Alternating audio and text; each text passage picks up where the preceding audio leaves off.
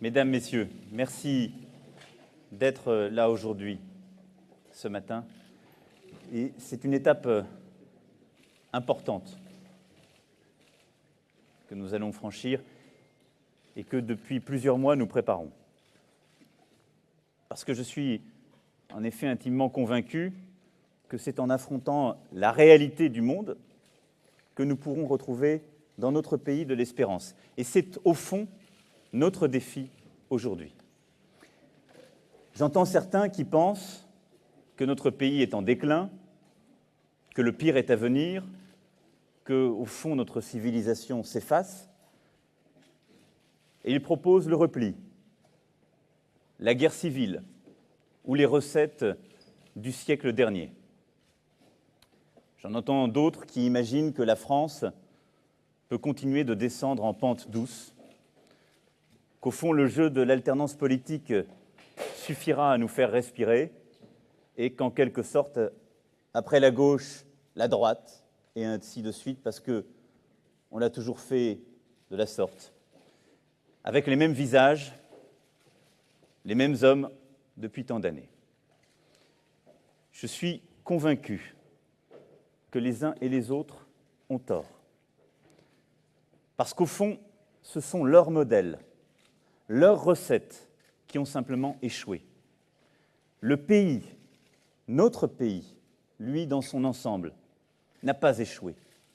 Et il le sait, il le sent. Et c'est de là que naît ce divorce entre le peuple et ses gouvernants. Je suis convaincu que notre pays a la force, le ressort, l'envie d'avancer, parce qu'il a l'histoire et le peuple pour cela. Parce que la France a toujours été un pays moteur du progrès politique et démocratique. Quand la Révolution française, ici, a ouvert le monde nouveau et un chemin. Le progrès économique, quand nos ingénieurs, nos entreprises nous ont permis de créer des richesses nécessaires pour accéder à une vie meilleure. Du progrès social, parce que c'est dans notre pays que nous avons construit les protections qui allaient avec l'ère industrielle, qui ont fait longtemps notre fierté, qui ont suscité partout l'envie. Du progrès pour tous. Quand nos gouvernants, nos pays, ont eu la force, après 3 guerres, de construire avec l'Allemagne et d'autres partenaires européens, cette Union européenne qui nous tient. Du progrès pour chacun. Parce que la France, c'est par-dessus tout un projet d'émancipation des individus, d'émancipation de la religion, des conditions d'origine. C'est un pays dans lequel, en partant de rien, le talent, l'effort doivent pouvoir mener à tout. Mais la France, aujourd'hui, est sortie du chemin du progrès. Le doute s'est installé. Depuis 40 ans, nous n'avons pas réussi à régler le problème du chômage de masse, la déprise des territoires, la langueur de l'Europe, les divisions internes allant jusqu'aux fractures se sont plus récemment établies. La France est bloquée par les corporatismes de tous ordres et, au fond, n'est plus à la hauteur de sa promesse. En même temps, nous sommes rentrés dans une ère nouvelle. La mondialisation, le numérique, le changement climatique, les inégalités croissantes de notre mondialisation, les conflits géopolitiques, le terrorisme, la crise démocratique des sociétés occidentales, le doute qui s'installe au cœur de nos sociétés, ce sont les symptômes d'un monde en plein bouleversement.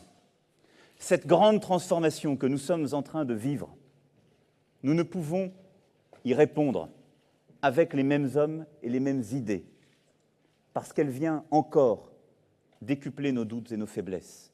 Nous ne pouvons proposer simplement de réparer ou d'ajuster notre modèle. Cette grande transformation, elle a des aspects tragiques. Et nous devons être conscients de la gravité de l'histoire. et des moments que nous vivons. Mais elle a en même temps des opportunités, des promesses que nous devons saisir. Nous ne pouvons pas demander sans cesse aux Français de faire des efforts sans fin.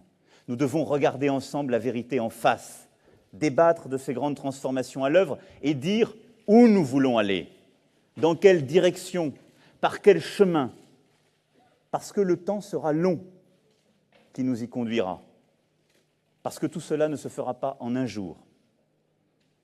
Les Français sont conscients des nouvelles exigences de notre temps.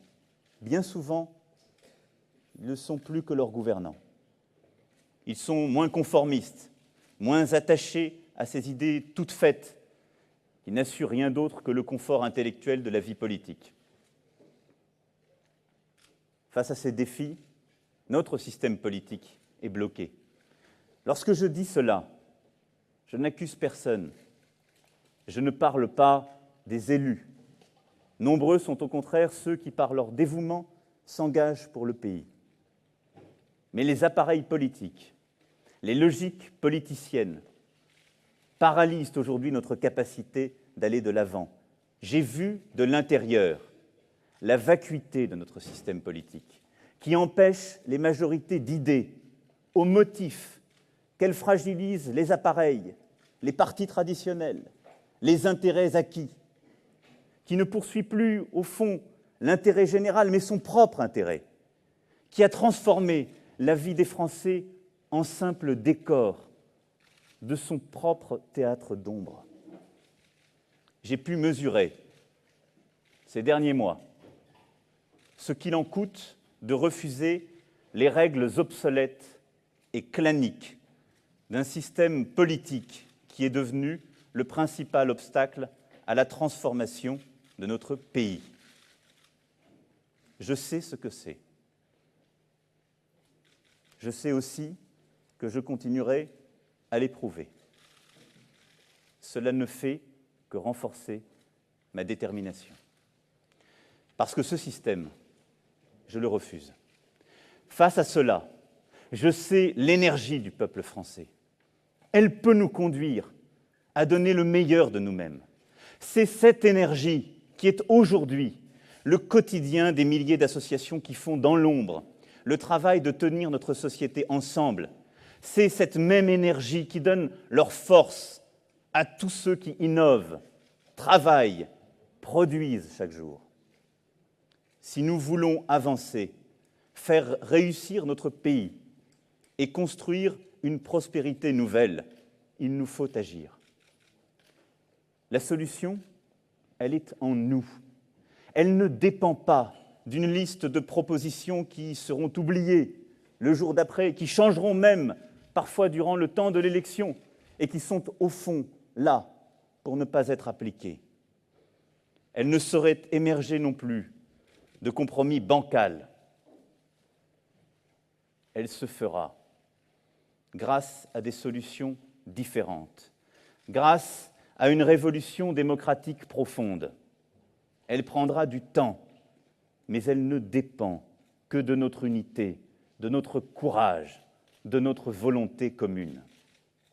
C'est cette révolution démocratique à laquelle je crois, celle par laquelle, en France et en Europe, nous conduirons ensemble notre propre révolution plutôt que de la subir. C'est cette révolution démocratique que nous avons préparée durant ces derniers mois avec En Marche. Je crois très profondément que rien n'est jamais écrit. Et c'est pourquoi je veux porter l'optimisme de la volonté. La France n'est pas un château de cartes. Elle a surmonté tant d'épreuves, bien plus redoutables. La seule force dont nous pouvons, dont nous devons nous réclamer, c'est la force de la France, c'est la force des Français. C'est celle-là qui doit nous guider. Dans quelques mois, à l'occasion de l'élection présidentielle, une opportunité nous est offerte, celle de refuser enfin le statu quo pour choisir d'avancer. Parce que ce combat que nous devons livrer pour faire réussir notre pays, il commencera en mai 2017. Pour le mener, la responsabilité du président de la République est immense. J'en suis pleinement conscient. Un président n'est pas simplement investi d'une action. Il porte aussi, de manière moins visible, les valeurs de notre pays, la continuité de son histoire et, de manière cachée, la vigueur et la dignité d'une vie publique. Je sais cela. J'y suis prêt. C'est pourquoi je suis candidat à la présidence de la République. Parce que je crois, plus que tout, que nous pouvons réussir, que la France peut réussir. Bien sûr, on ne se réveille pas un matin avec cette révélation. La décision de me présenter aux plus hautes charges de la République est le fruit d'une conviction intime et profonde, d'un sens de l'histoire et d'une conscience aiguë des temps qui sont les nôtres. J'ai fait le chemin de la province à Paris, du monde de l'entreprise à la vie publique, puis à la vie politique. Les responsabilités qui ont été les miennes m'ont fait pleinement mesurer les défis de notre temps. Et toutes ces vies m'ont conduit à cet instant. Je veux faire entrer la France dans le XXIe siècle. Je veux que mon pays redresse la tête et pour cela retrouve le fil de notre histoire millénaire. Ce projet fou d'émancipation des personnes et de la société. Ce dessein, c'est le dessein français. Tout faire pour rendre l'homme capable. Je ne peux me résoudre à voir une France qui a peur, qui ne regarde que ses souvenirs, une France outrancière qui insulte et qui exclut, une France fatiguée, qui stagne et qui gère. Je veux une France libre, libre et fière de ce qu'elle est, de son histoire, de sa culture, de ses paysages, de ses femmes et de ses hommes qui ont traversé tant d'épreuves et qui n'appartiennent à personne.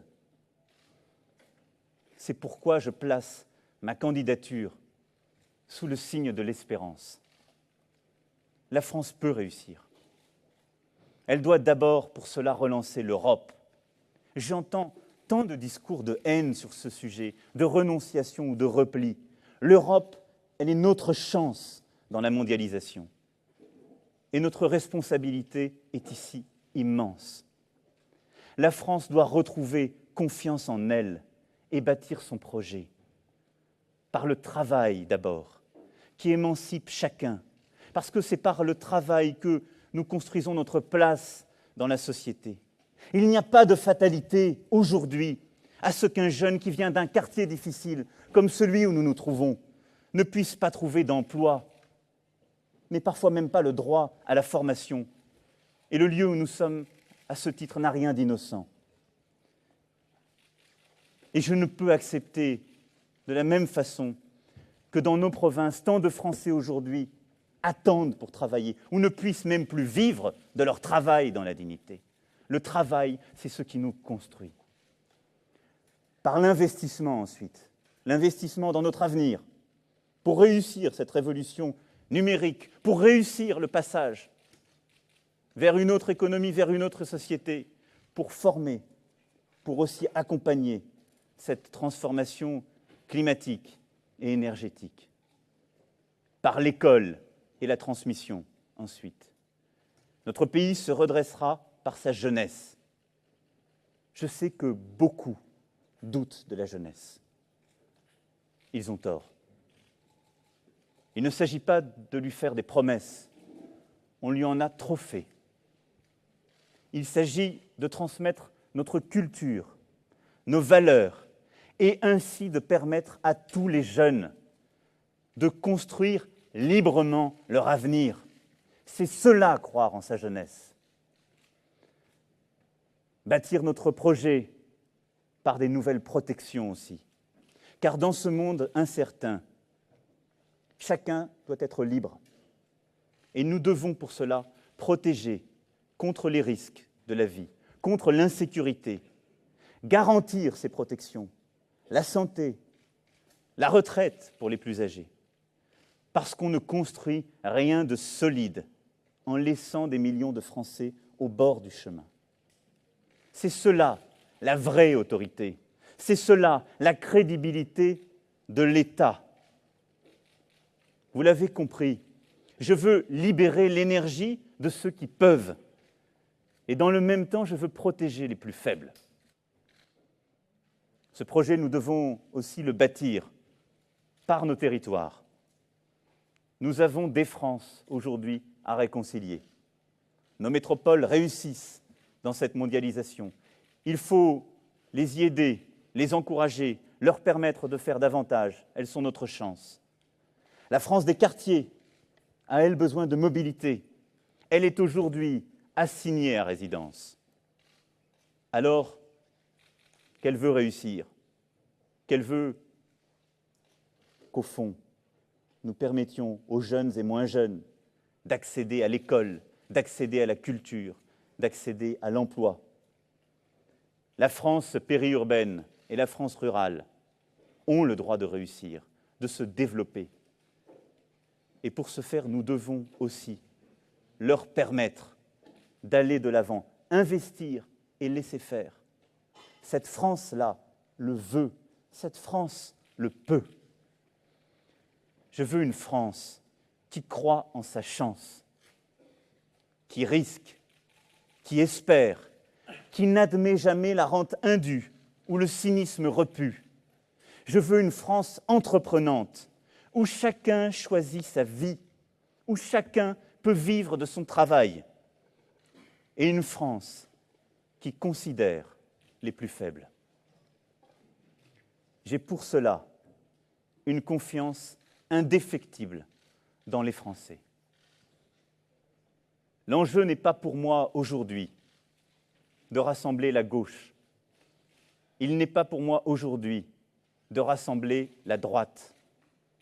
L'enjeu est de rassembler les Français. Car cette transformation de notre pays, cela n'est pas un combat contre quelqu'un, contre un camp, contre une partie de la France. C'est un combat pour nous tous, pour l'intérêt général, pour nos enfants. Ce combat, c'est celui que nous conduirons ensemble. Cette révolution démocratique, je ne pourrai la mener à bien qu'avec vous. J'en appelle aujourd'hui à toutes les femmes et les hommes de bonne volonté. J'en appelle aujourd'hui à toutes celles et ceux qui, dans notre pays, croient dans la réconciliation de la liberté et du progrès. J'en appelle aujourd'hui à toutes celles et ceux qui ne veulent pas simplement guetter dans la pénombre une lueur d'espérance, mais qui veulent l'incarner. Car c'est notre vocation profonde. Et je n'en sais de plus belle. Vive la République et vive la France.